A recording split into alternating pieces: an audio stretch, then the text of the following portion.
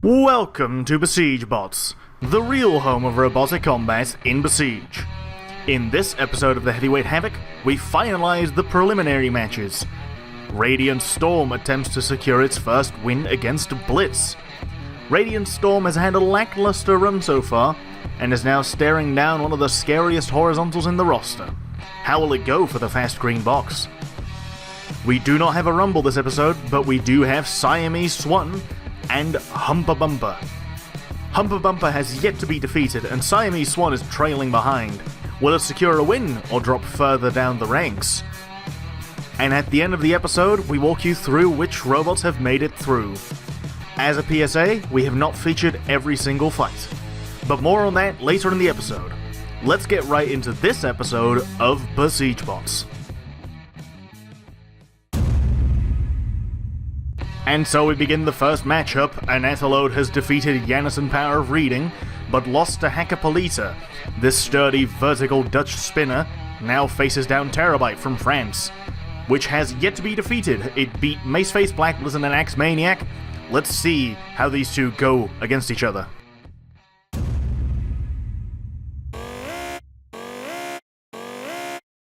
And off they go. Anathalode trying to find the angle so that he can throw up Terabyte. Terabyte gets a nice pop on the side of Anathalode though. Anathalode coming back in, gets hit again on the side. No damage sustained, yes. Anathalode staying aggressive, throwing up Terabyte there. Good throw. Another decent-ish hit from Terabyte. Terabyte's kind of struggling to move around the arena properly. Very close to the wall. Doesn't want to be there. Spins it up, gets a decent hit on Anathalode there. Anathalode falls over, needs to self right before Terabyte approaches. Oh, Terabyte gets a good hit on the wheel there. Wheel didn't break, fortunately. Anathalode gets back up, facing Terabyte once again, trying to aim that bar into the teeth of Terabyte. Terabyte almost falls over there. Almost gets knocked over by that vertical bar spinner. A decent hit from Anathalode there. It was Terabyte who was going flying. Oh, big hit from Terabyte there. No damage sustained, though. Oh, but Terabyte is flipped over. And Terabyte does not have a Streamech. That means that... Oh, Anathalode has taken some damage as well. Oh, but Terabyte explodes anyway. He makes it a little shorter. That means that Anathalode wins by KO and moves on at 3-1, while Terabyte is also 3-1.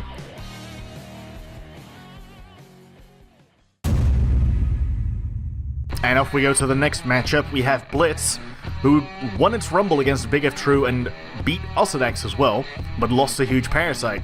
It now faces Radiant Storm from Team Mist Inc. Had a good performance in its Rumble, but eventually lost anyway. Let's see how these two go.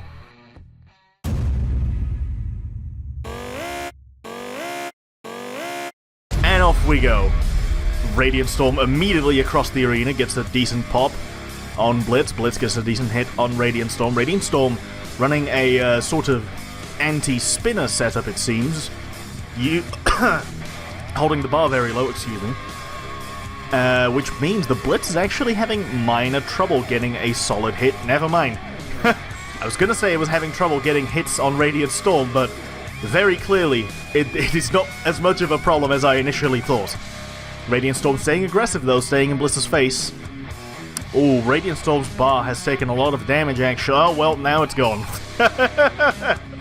That is less than preferable for Radiant Storm. Radiant Storm staying aggressive, staying in Blitz's face. Blitz trying to move away, trying to get some space to spin that bar up. Running away right now. Radiant Storm, the aggressor, spins up the bar. Gets a decent hit, something fell out. Yeah, the wheel guards on the right-hand side have fallen out of Radiant Storm. Blitz with another decent hit. It's actually a surprisingly difficult matchup for Blitz because its bar does not really go that low. Like, it can hit Radiant Storm, but it's struggling to really get those big side hits. I say that as he gets that big side hit, of course. Blitz scoring some decent hits, trying to stay near him, moving away now, going to the center of the arena. Does not want to fight near the walls. Goes in anyway. Takes a steering gyroscope off of Radiant Storm by the looks of things. I saw a wheel with braces on it fly away. That's a gyroscope. could have also possibly been the self-right. No, it was not the self-right. Blitz getting huge hits now. Radiant Storm has been reduced to a two-wheel drive box now. Staying aggressive, but there is basically nothing Radiant Storm can do at this point. It is completely just dumpstered. Staying aggressive, but getting hit by Blitz and more damage is racking up. Another piece goes flying off. One of the two flying blocks that was still attached has also come off. Radiant Storm staying focused, Blitz running away again. Another decent hit from Blitz there, throwing him into the blue corner. Radiant Storm gets out of there, doesn't want to play near the walls. Could get crushed between them. Oh, but there's the big pop that cuts Radiant Storm in half, and that has to be it. The Radiant Storm should be getting counted out right now, and that is time. It's not time, it's a KO. And Blitz is the winner of said KO, which means that Blitz is now at 3-1, while Radiant Storm is 0-3.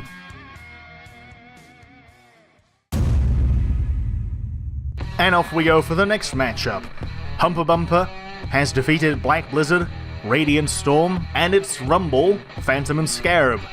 It now faces Siamese Swan, who has only defeated Huge Parasite from the same team, but lost to Royal Seal and Vertically Inclined. Let's see how they go.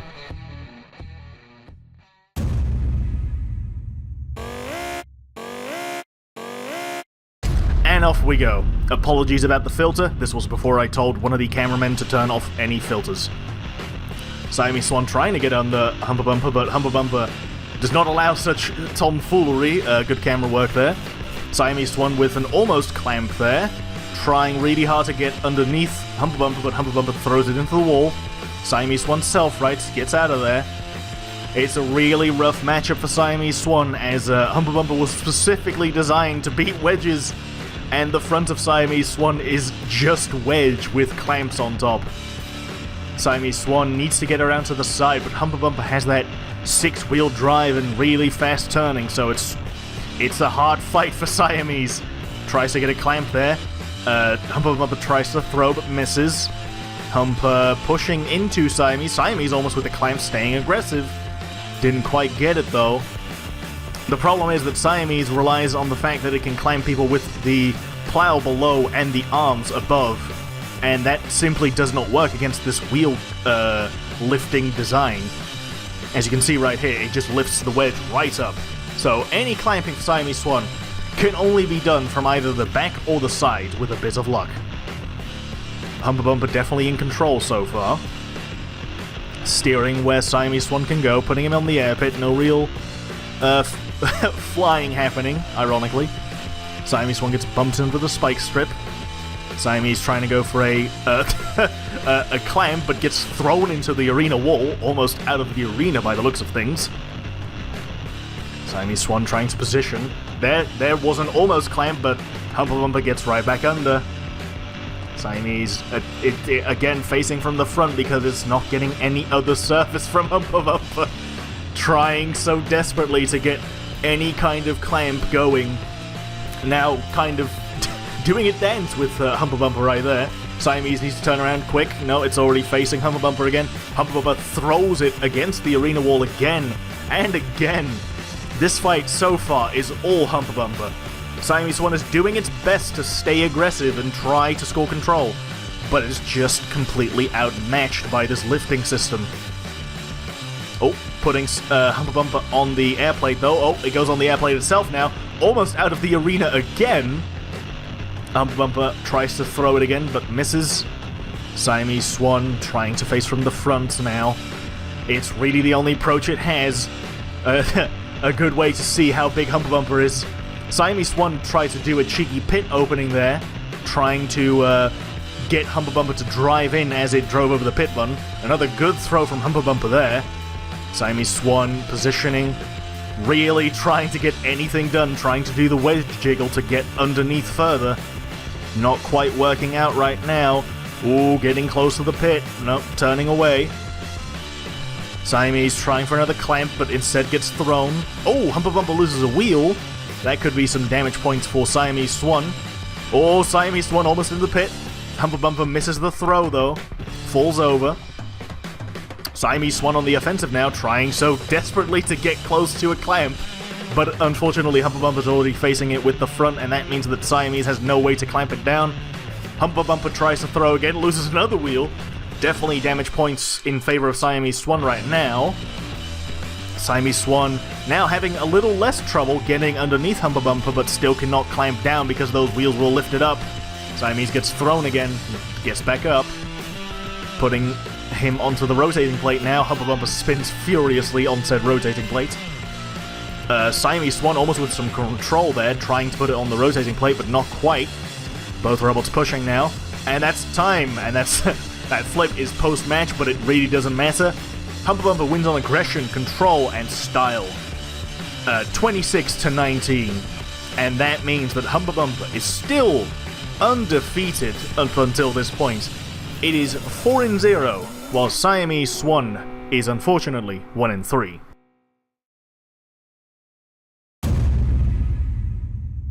And off we go for the next matchup. Megaminer is 3-0, built by Team Yeetior.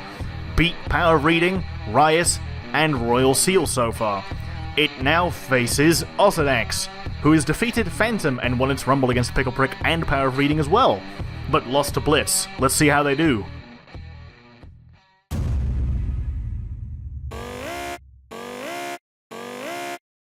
And off we go.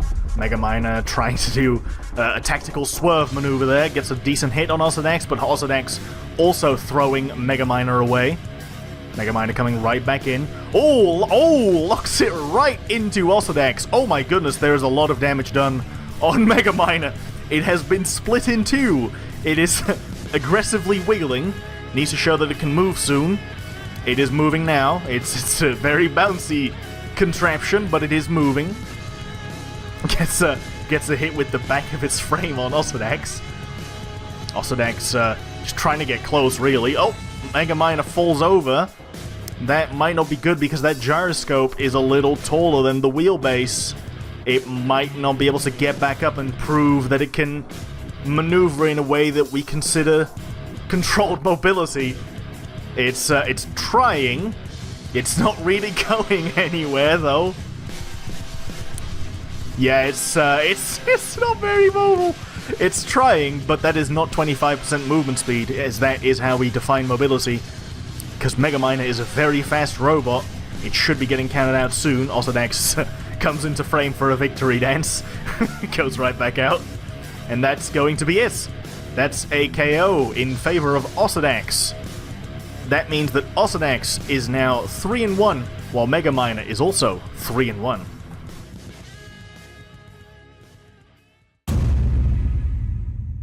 And so we move into the next matchup. It's the Tables of Turned, who are currently 2-2.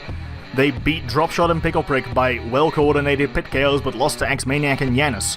They now face Vertically Inclined, who so far has been undefeated. Big If True, Siamese Swan, and Riot and the Inedible Bulk all had to waver. Let's see how it goes.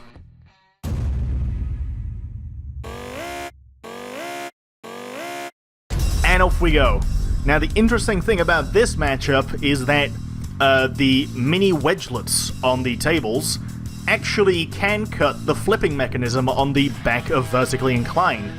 So there is a lot more tactic to this fight than might at first be visible. One of the tables trying to cut those winches at the back of Vertically Inclined, that's where they have to go to turn off that flip, or at least make it a lot less scary. Apologies about any Steam notifications popping up, the cameraman did not turn it off, unfortunately. Shit happens. Vertically Inclined, getting pinned by the tables here.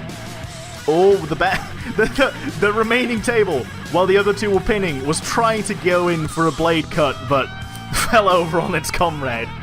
Vertically Inclined now staring down the singular table. It's getting right on the flipper, and that is an Uta. The table has disappeared, so that is some damage points in favor of Vertically Inclined so far. The inverted table might actually be a bigger hazard to Vertically Inclined than the normal wedgelet one, because this one is at exactly the right angle to cut through Vertically Inclined's ropes. It's a lot slower, so the other table needs to play diversion. However, it is a scary prospect for Vertically Inclined. As you can see, immediately backing away, trying not to expose those winches, because without those winches, the flipper power dramatically drops. Trying to go in for a flip against this table here. Gets a flip. Table comes in from the back, though. Doesn't quite have the pushing power to make it through. Table's trying to position to get one of them in front and one of them behind, so that Vertically Inclined is occupied with two robots at the same time. One of the tables is chasing. One of the tables is still playing diversion. Oh, Vertically Inclined switches targets. Trying to flip over the one that's inverted, because that's the biggest risk.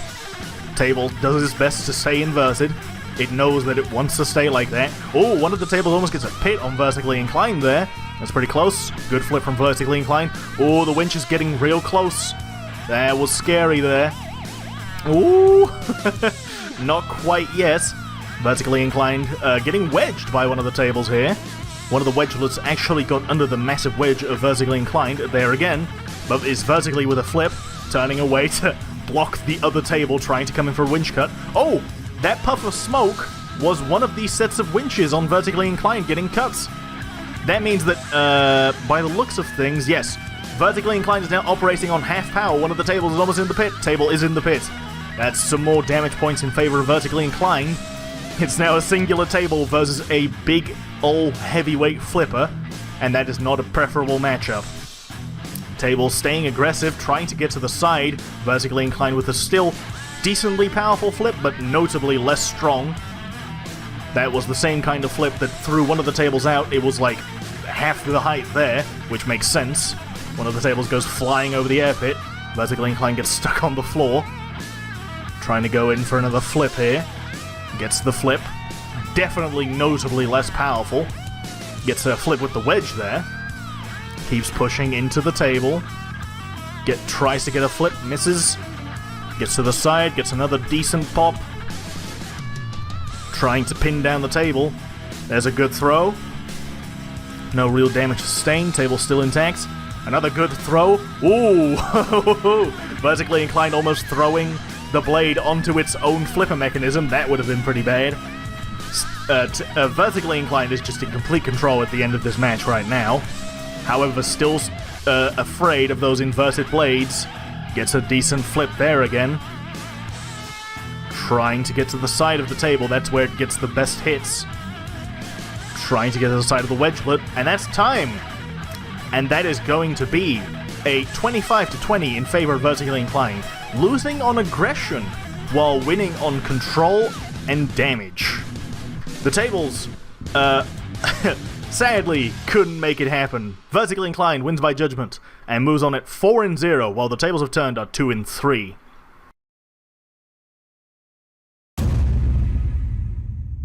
And for our final matchup, we have Oil Hunter, built by Team Yirio, has defeated Hallucinogen Redux and Psychania, but lost to Psychania in its Rumble.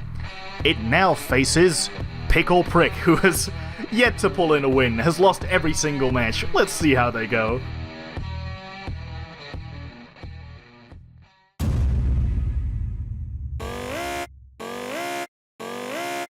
And off they go. Oil Hunter with the bigger wheels is definitely the faster one. Oil Hunter gets a decent hit there. It's kind of hard to tell if Pickle Prick is just unstable or getting hit. Oh, there's a good hit from Oil Hunter though, inverting the burger. Inverting the burger once again. However, Pickle Prick is invertible, has wheels on both sides of the bun. the Pickles of Doom. Gets a decent hit on the side of Oil Hunter there. This is about the right ride height for Pickle Prick to fight, because it's hitting right on the side mount of the vertical spinner. Ooh, Oil Hunter with some decent hits, Pickle Prick with a decent hit, Pickle Prick with another decent hit, explodes, and takes out half of Oil Hunter, but Oil Hunter proves that it's still mobile within the 25% movement speed rule, and that means that Oil Hunter wins by KO, despite losing half of its face. It's 3-1, while Pickle Prick is 0-5.